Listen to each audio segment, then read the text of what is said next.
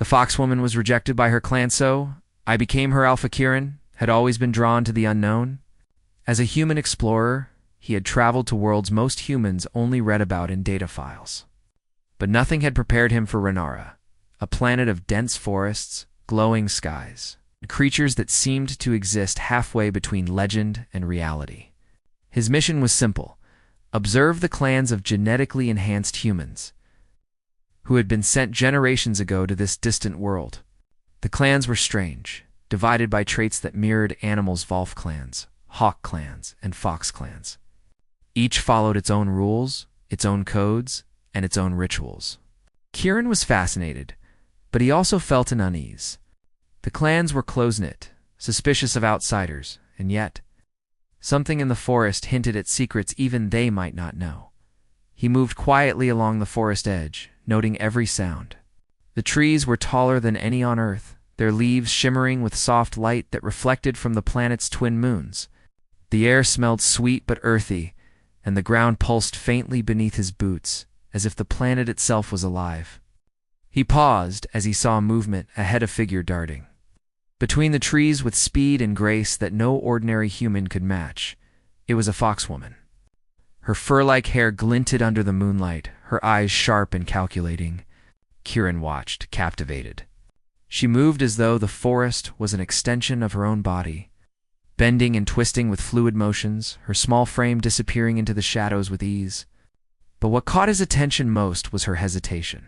A subtle pause, as if she feared something or someone. Kieran crept closer, keeping to the underbrush. He soon realized he was witnessing a ritual, or perhaps a punishment. The foxwoman approached the edge of a clearing where her clan waited. They were large, imposing, and moved with synchronized authority. They didn't speak. They did not need words. Kieran could sense the tension in the air, the silent judgment, the cold expectation. The foxwoman's tail twitched nervously, and her eyes flicked toward him, catching his gaze for the briefest moment. Recognition? Distrust? Kieran couldn't tell. But then, before he could react further, the clan stepped back and signaled. A subtle gesture, but one full of meaning. The foxwoman was being rejected. It was impossible not to feel sympathy. Kieran knew what rejection felt like. He had felt it all his life. But here on Renara, it carried a different weight. To be rejected by a clan was to be left alone in a world filled with dangers no human had survived for long. He watched as she hesitated, the forest around her suddenly seeming larger, more threatening.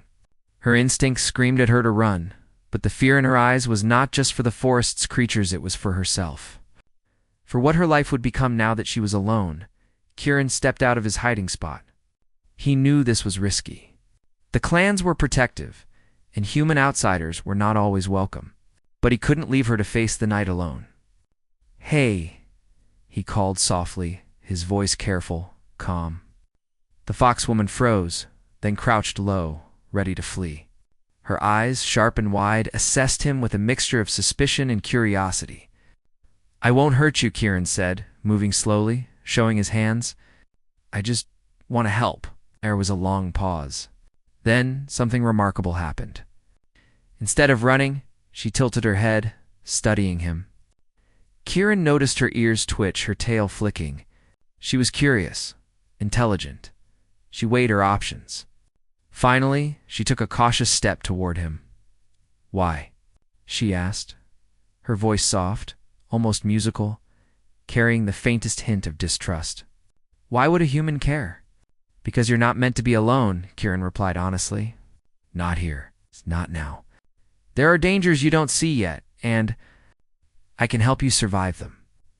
He offered a hand, not as a command, but as an invitation. She stared at it, then slowly extended her own hand-like paw, brushing it against his. The contact was brief, but in that moment, Kieran realized something. This foxwoman was no ordinary creature. She was brilliant, quick, and full of untapped potential. And he wanted to be the one to guide her. They moved together into the forest, careful to avoid detection. Kieran learned quickly that she knew the land better than anyone, sensing threats and paths instinctively. He in turn shared small human tactics, how to recognize patterns, how to anticipate danger, how to plan a safe route through the thick, glowing foliage.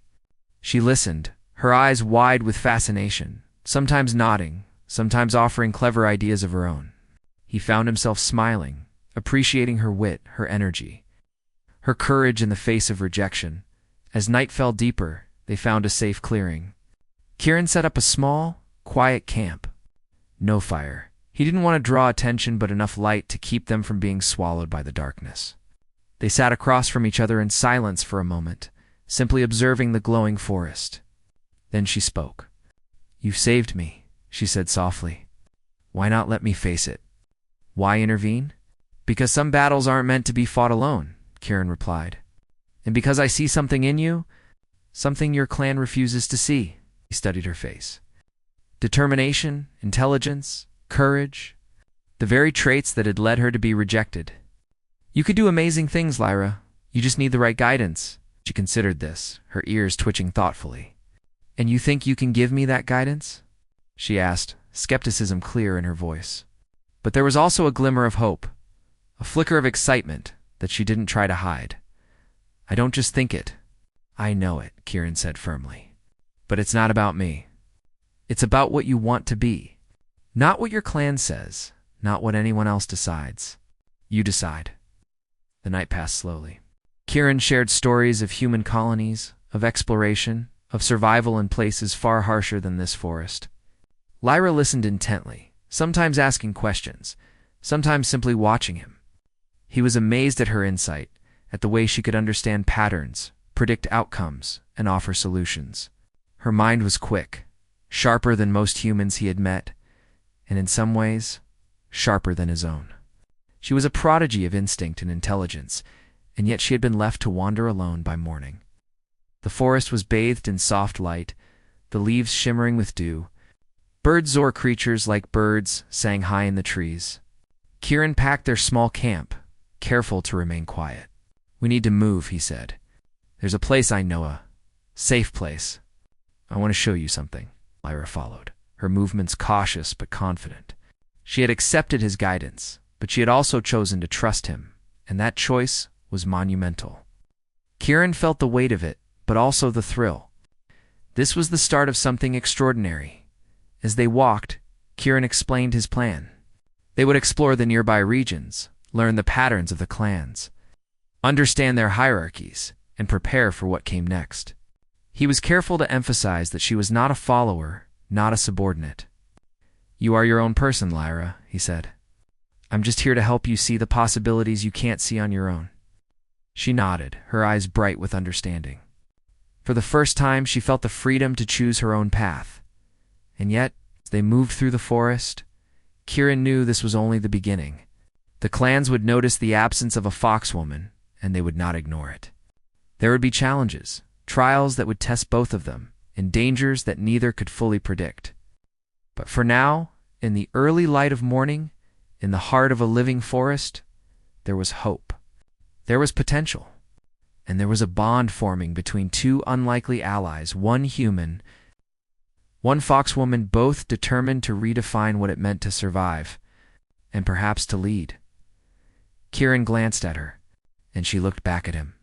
No words were needed. They understood each other. They were no longer just a human and a rejected foxwoman. They were partners, explorers, strategists, and perhaps in time, something more. Together, they stepped into the deeper forest, leaving the shadows of rejection behind, moving toward a future they would create, not inherited from anyone else. The forest seemed to watch them, alive and aware, and Kieran felt a thrill he hadn't felt in years. This was not just exploration.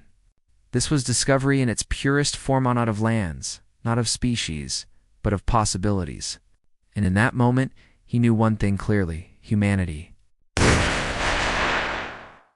With its courage and ingenuity, had found its place here, in a world that had never truly believed in them, and perhaps in guiding Lyra, who would prove that humans were more than observers. They were a catalyst for change.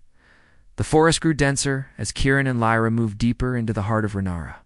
Sunlight barely touched the ground, filtered through layers of glowing foliage, casting soft patterns across mossy trunks. Birds or creatures that resembled birds flitted silently above, their calls soft and melodic. Kieran noticed Lyra moving with ease, her small feet barely making a sound, her eyes alert to everything.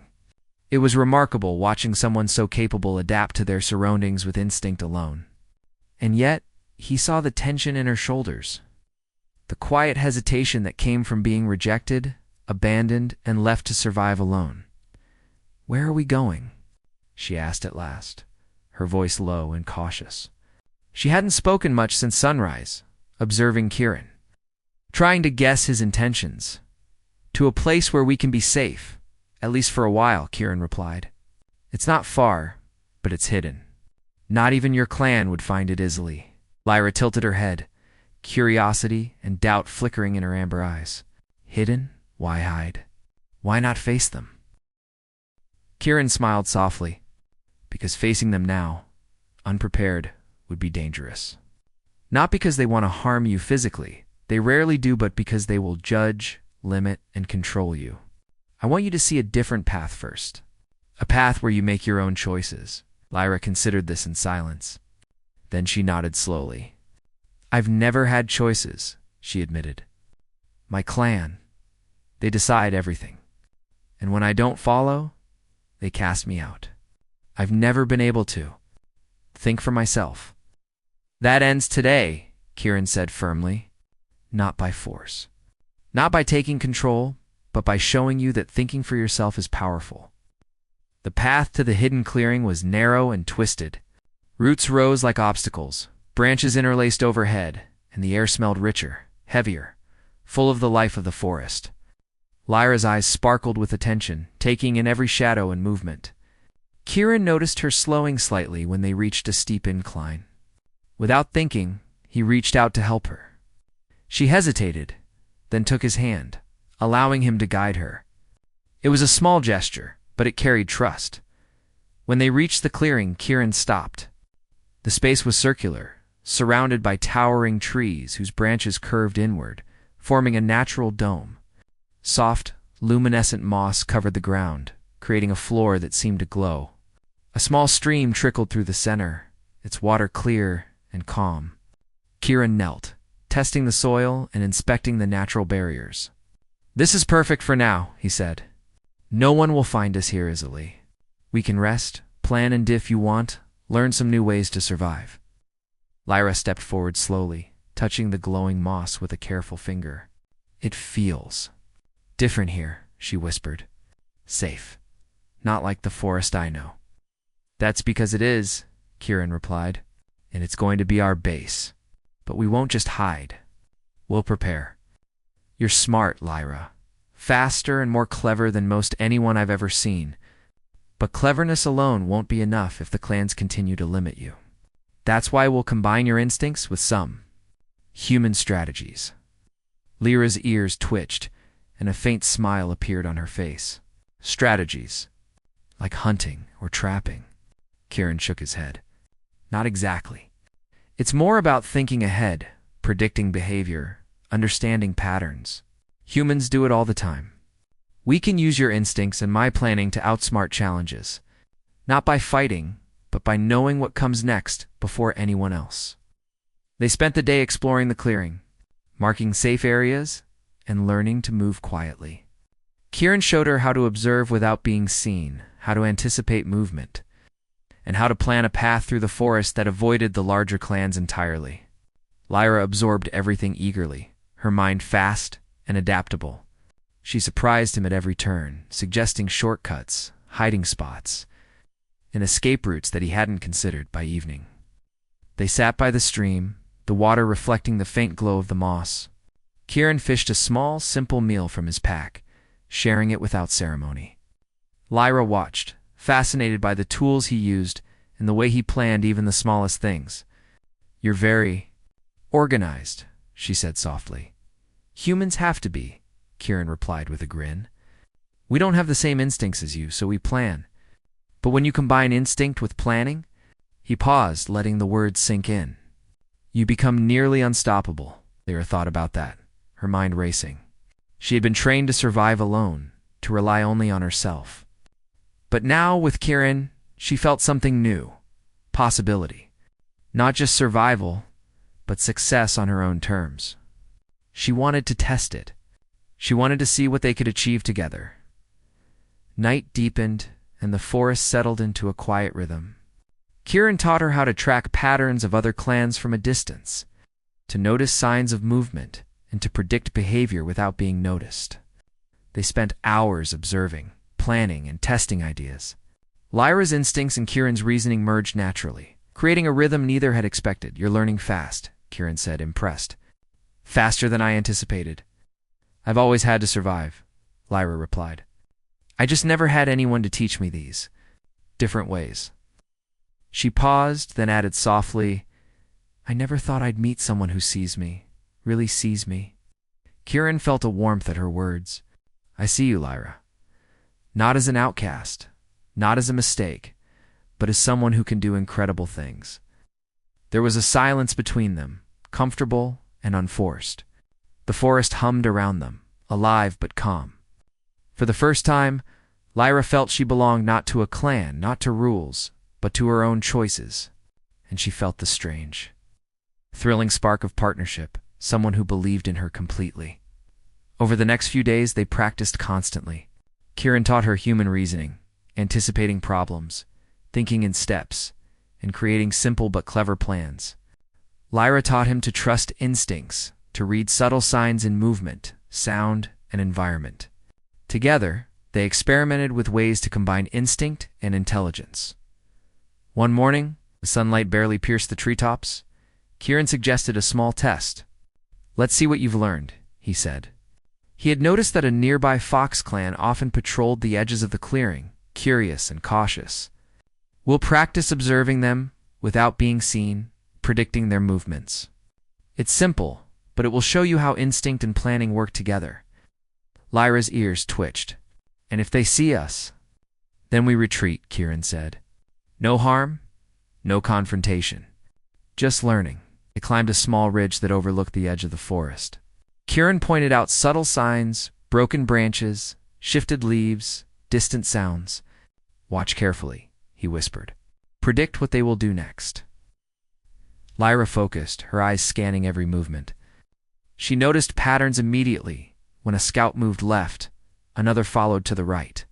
When one paused, it signaled a nearby patrol. Kieran watched, impressed. She wasn't just observing. She was understanding, predicting, anticipating. Her instincts, sharpened by years of survival, now had guidance. After an hour, they returned to the clearing. Lyra's expression was thoughtful, but triumphant. "I understand," she said. "I can see their patterns, predict what will happen, and plan accordingly." "It feels powerful." "It is," Kieran agreed. "And it's just the beginning. One day, you'll be able to lead, to guide others. Not just survive, but thrive." Lyra smiled, a genuine, confident smile. "Lead. I never thought I could. But with you, it feels possible." The days passed in a rhythm of learning, observing, and practicing. Kieran and Lyra explored deeper into the forest, mapping areas, discovering safe paths, and testing strategies. Lyra's confidence grew. She began suggesting ideas, improving Kieran's plans, and taking the lead in small exercises. She was no longer the rejected foxwoman. She was someone preparing to change the rules of survival not through force, but through intelligence and ingenuity. Then, one evening, as the sky glowed with twin moons, Kieran sat beside the stream, looking at Lyra. She was crouched nearby, examining the water, her tail flicking thoughtfully. "I've been thinking," she said, her voice quiet. "If we continue like this, learning and preparing, eventually the clans will notice, and they won't understand what we're doing. They'll try to stop us." Kieran nodded. "They might, but that's okay. They've underestimated humans for generations. They think we are weak, limited, and predictable. They've never seen what we can do when we combine intelligence with instinct." Lyra considered this, then her eyes brightened. "Then we'll show them. Not by fighting, but by being clever, smarter, faster, better prepared." "That's the plan," Kieran said with a small grin. "And one day, when the time is right, you'll decide who you want to be, not your clan, not me, not anyone else. You. Lyra's ears twitched again, and for the first time, there was no hesitation in her eyes. She nodded firmly. Then I will be ready. With you. The forest around them seemed to hum with approval, or perhaps it was just their own sense of purpose resonating in the quiet night. Either way, Kieran felt a surge of hope. This partnership was more than survival. It was a new beginning, a chance to prove that humans, clever and adaptable, could change the rules of Alm in a world that had never fully believed in them. And as they prepared for the challenges ahead, one thing was certain. Neither of them would ever be the same. Together, they were no longer just a human and a rejected foxwoman. They were a team, a force of ingenuity and instinct, ready to face the world in their own terms. The days in the hidden clearing passed with careful routine. Kieran and Lyra had established a rhythm, learning and teaching, observing and predicting. The forest, with all its glowing trees and whispering leaves, had become their classroom, their training ground, and their sanctuary. Kieran was impressed by Lyra's progress. She had transformed in ways he hadn't expected. No longer the timid, rejected foxwoman, she was confident, alert, and increasingly capable of leading exercises herself. But Kieran knew the real test would come when they left the safety of their clearing. One morning, as mist drifted through the forest, Kieran suggested a new plan. Lyra, I think it's time we explore outside the clearing, he said, unfolding a simple map he had drawn. There are other outcasts, fox, women, wolfmen, birdfolk, who have been cast aside by their clans. If we find them, we can form a small alliance. We won't be strong enough alone to face the clans, but together, we might have a chance. Lyra's ears twitched, curiosity lighting her face. Other outcasts? You really think they'll join us? Most of them are scared alone. They don't trust anyone. They'll trust us if we show them there's a better way, Kieran said firmly. And if they see what you can do, they'll follow you. Not because you demand it, but because they'll respect it. For the first time, Lyra considered her position beyond survival. She had always adapted to the forest, hidden from the world, and obeyed the unspoken rules of rejection. Now, Kieran was asking her to lead, to inspire, to imagine something larger than herself. The thought both thrilled and scared her, but she nodded. All right, let's try. Their journey out of the clearing was cautious. Kieran taught Lyra how to move silently, how to blend instinct and planning to avoid being noticed by patrolling clans. She followed him through narrow paths and hidden valleys, her senses sharp, alert to every sound, every subtle shift in the environment. The forest was alive, full of surprises. But Lyra's confidence had grown. She no longer hesitated when crossing dangerous streams or navigating steep inclines. Kieran noticed she began predicting potential problems before he even mentioned them. After several hours of careful travel, they reached the edge of a small village of outcasts. Hidden in a canyon and protected by dense foliage, figures moved quietly among the huts, watching the two newcomers with wary eyes. Kieran and Lyra stepped forward slowly. Hello? Kieran called softly. We're not here to harm anyone. My name is Kieran, and this is Lyra. We've come to talk. The outcasts exchanged glances.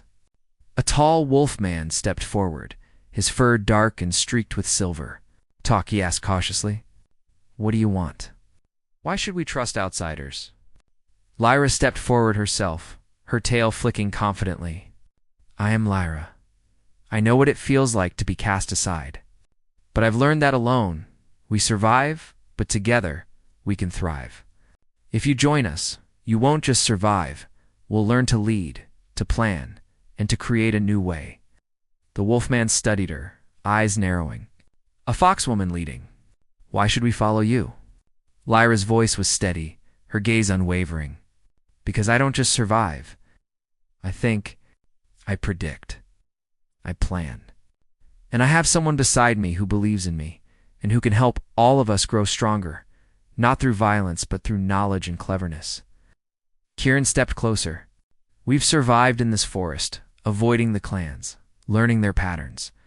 We can teach you. We can prepare for the challenges ahead.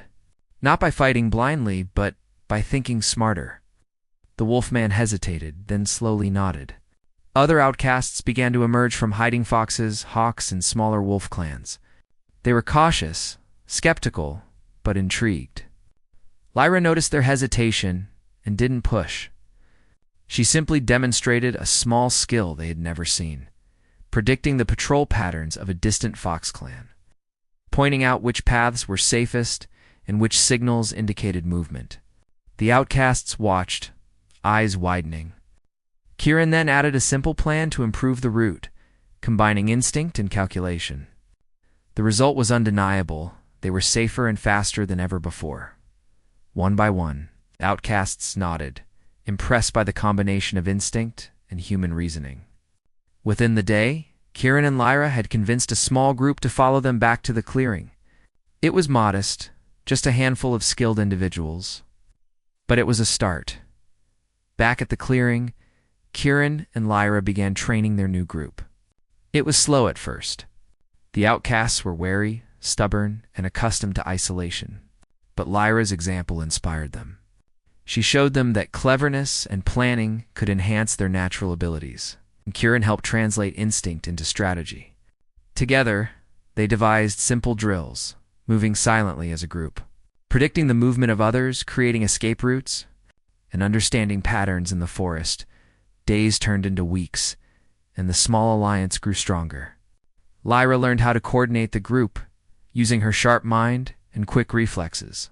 Kieran taught them basic techniques in observation, planning, and teamwork.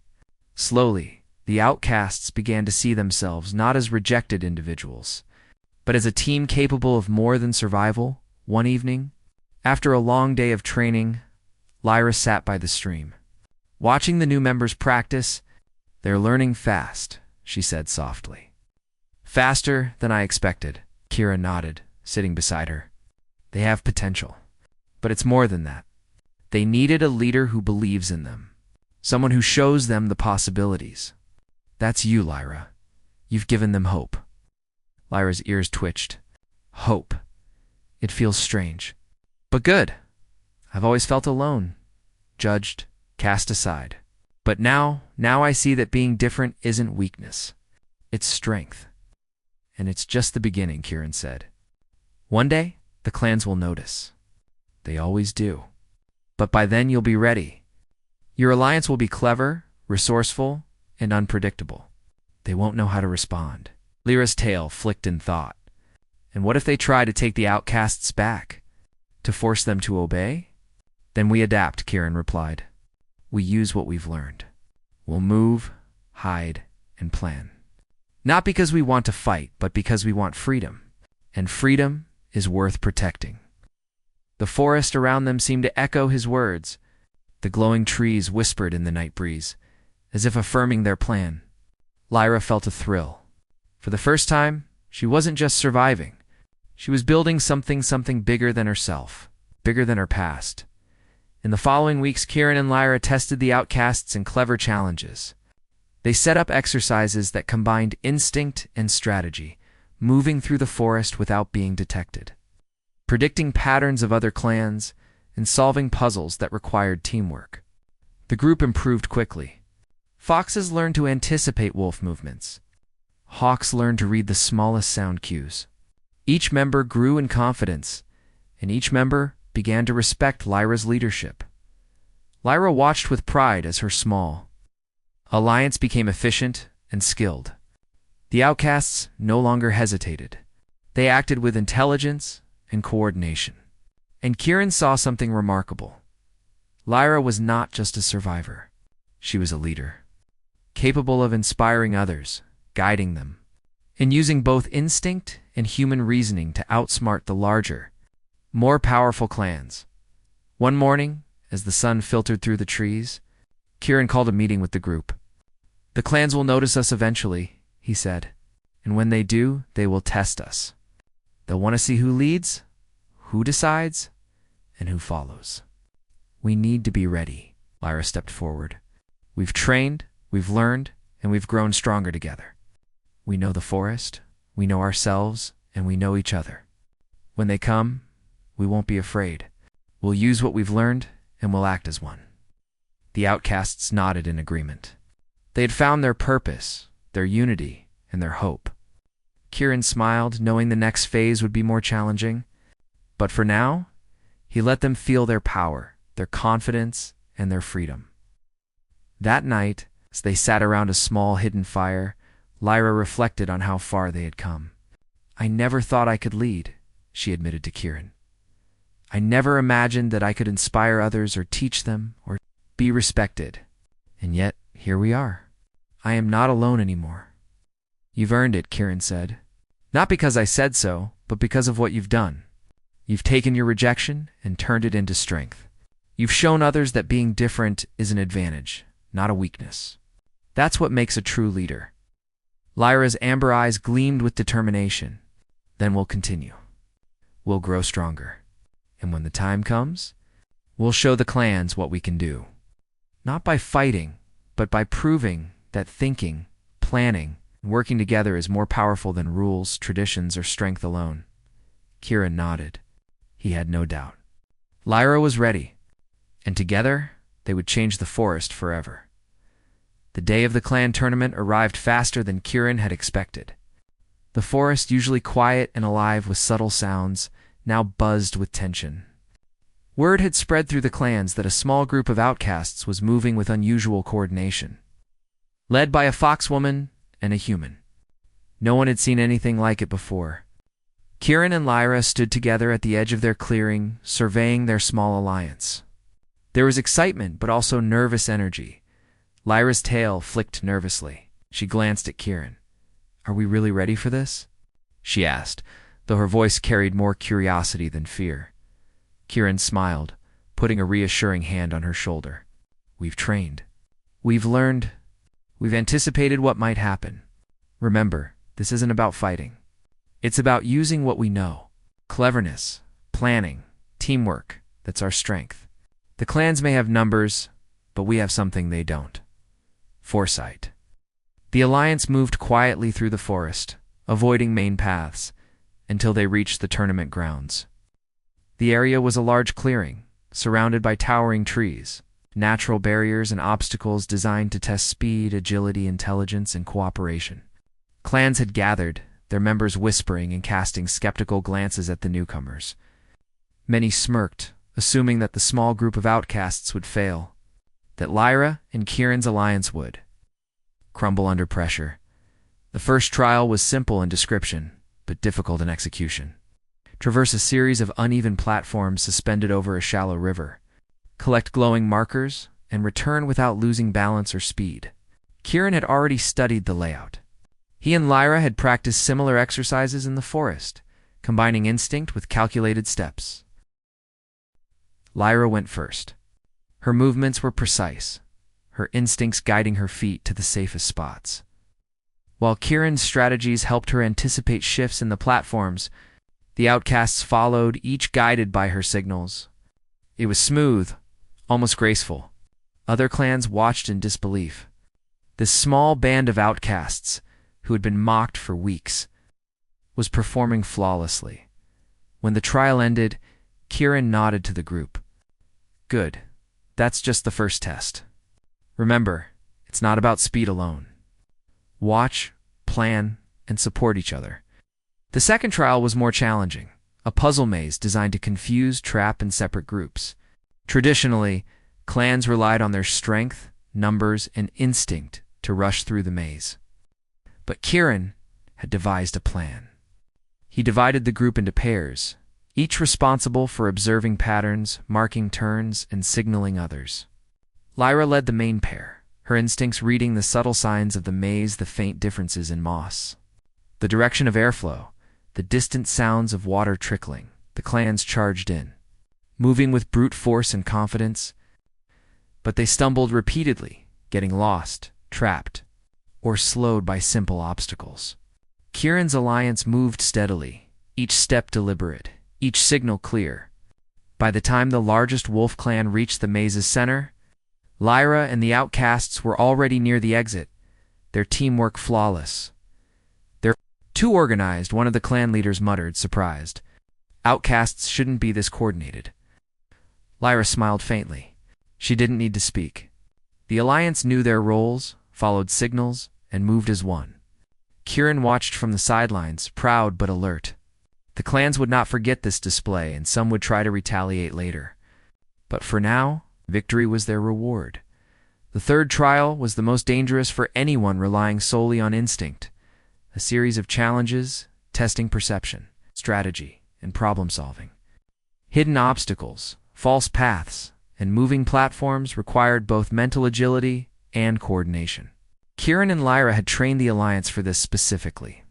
Lyra's instinct guided them around traps, while Kieran's planning helped predict patterns that could lead to mistakes.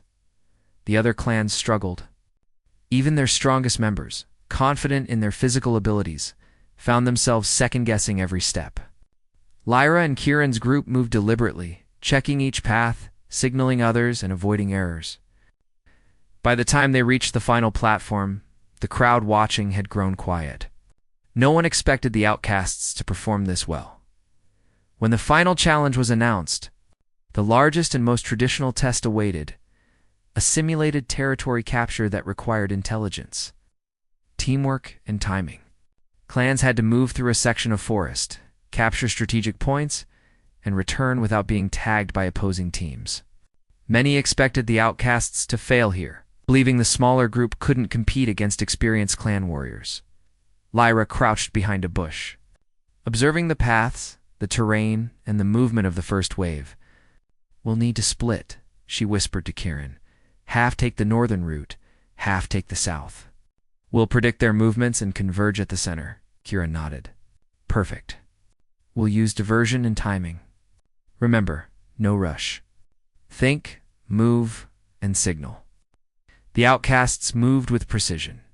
Their steps were silent, their signals subtle but clear. They anticipated the other clans' moves, predicting where they would go and adjusting their paths accordingly. When the clans tried to block them, the outcasts adapted immediately. Using small hidden paths Kieran had discovered during reconnaissance, by the time the other clans reached the central point, they found the outcasts already there, having captured the markers and secured the positions. The Alliance moved as a unit, each member perfectly aware of their role. Lyra's tail flicked in satisfaction. Kieran smiled. Not because they had one, but because they had demonstrated something greater, that thinking, planning, and cooperation could surpass raw strength and tradition. The clans were shocked. Members whispered, heads turning toward Lyra and Kieran. They had underestimated them, as they always did. But the results were undeniable. The outcasts had performed better than any expected, and in doing so, they had proven their value not through violence, but through intelligence, foresight, and teamwork. After the final trial, the clans assembled to acknowledge the results. Lyra and Kieran's group was recognized, not as mere survivors, but as a force to be respected. The outcasts stood proudly, no longer fearful, no longer timid. They had proven themselves. They had shown that being different, being clever, and working together could overcome any obstacle. Lyra stepped forward as the clans watched, her voice steady. "We have learned from each other. We have combined instinct, intelligence, and planning to achieve more than we could alone. This is our strength, and it is what makes us capable. Respect is not given, it is earned. And today, we have earned it." There was a moment of silence. Then, slowly, some of the clan leaders nodded. Others looked skeptical, but they could not deny what they had seen. Kieran stepped forward beside Lyra, his presence calm but firm. "We are not here to overthrow traditions," he said. "We are here to show that there is another way to survive, to lead, and to thrive. The forest belongs to all of us, and together, we can make it better not through strength alone, but through intelligence, teamwork, and respect." Immediately, from all.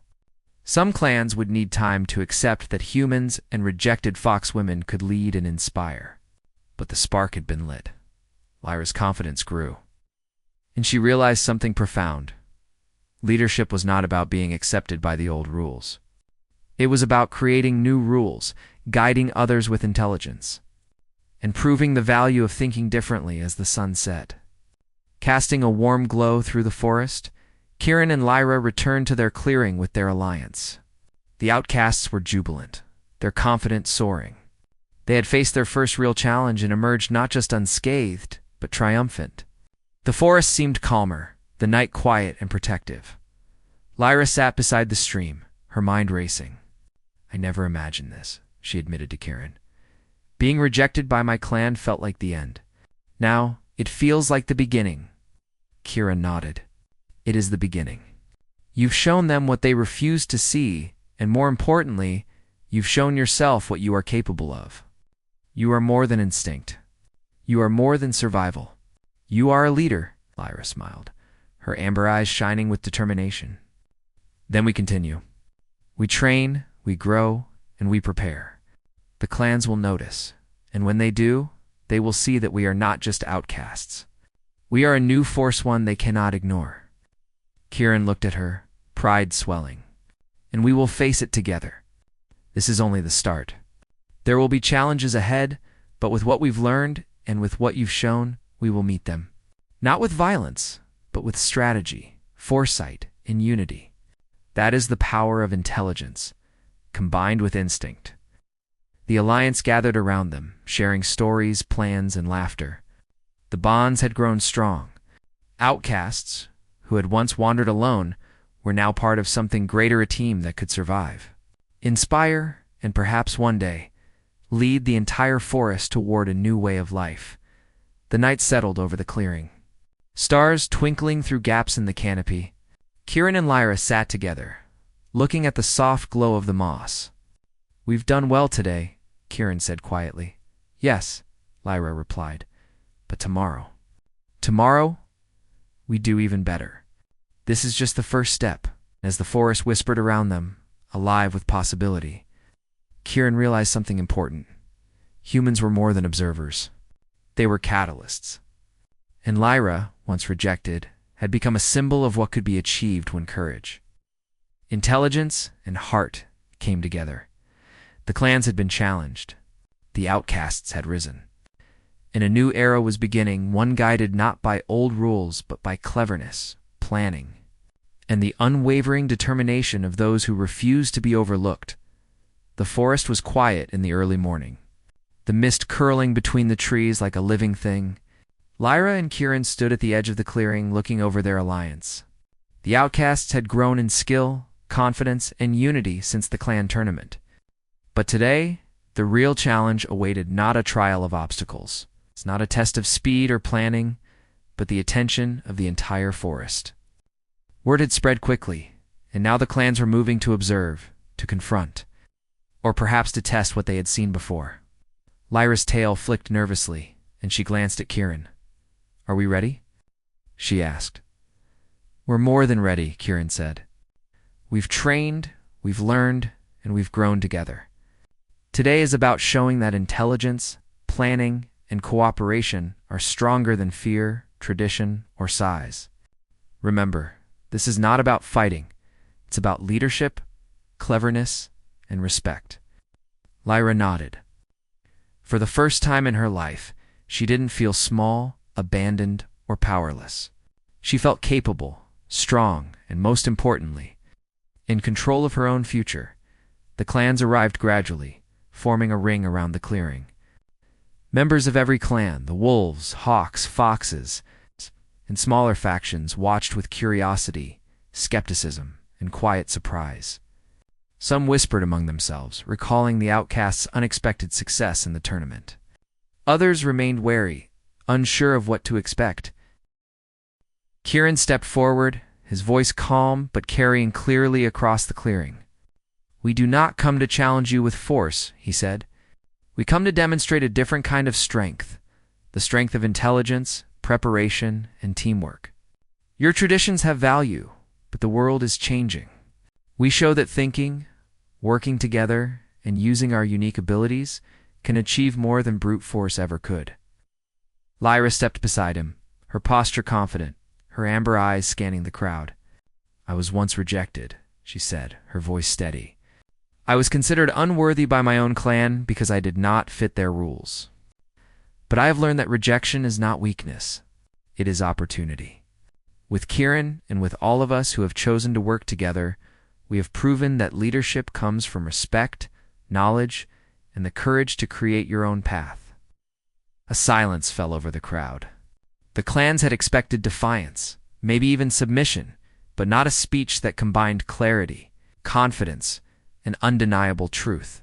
Kieran watched as heads turned, as eyes widened, as whispers spread.